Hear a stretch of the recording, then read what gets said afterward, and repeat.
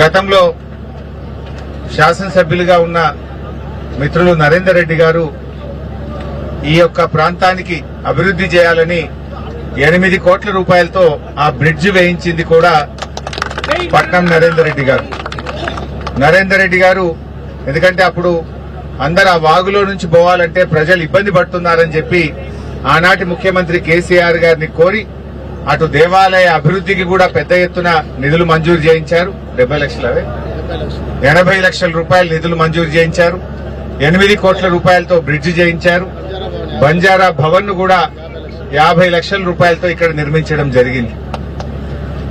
మరి ఈ రకంగా ఈ ప్రాంత అభివృద్ధిలో మరి అప్పటి బీఆర్ఎస్ ప్రభుత్వం, అప్పటి శాసనసభ్యులు నరేందర్ రెడ్డి గారు మరి లోక్ మసంద్ మహారాజ్ దేవాలయ అభివృద్ధి కోసం ఎంతగానో కృషి చేయడం జరిగింది.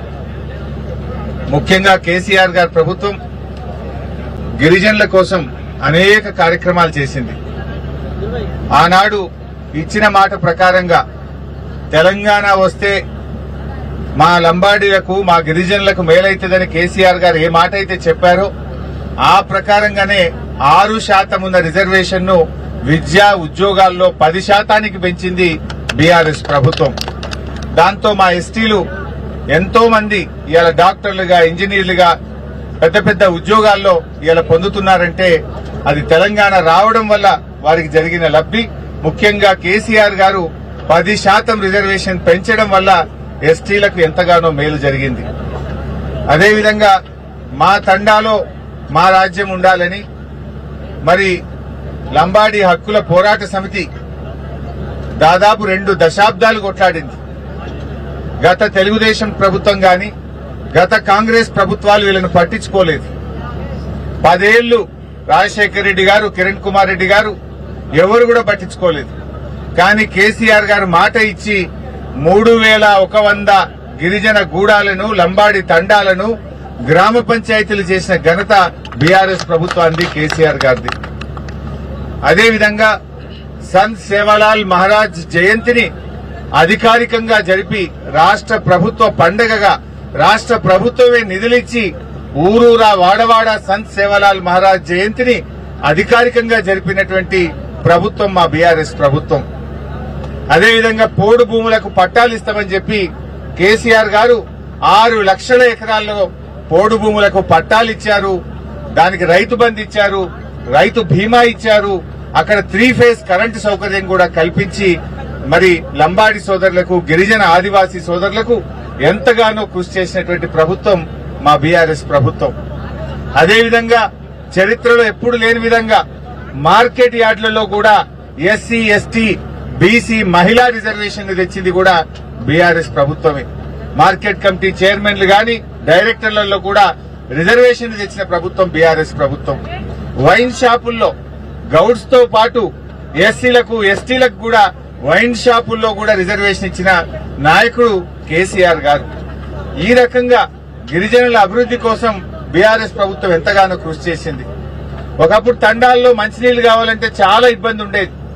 మిషన్ భగీరథ ద్వారా తండాకు నీళ్లిచ్చి మరి గూడాల్లో, తండాల్లో తాగునీటి సమస్యను తీర్చింది కూడా బీఆర్ఎస్ ప్రభుత్వమే.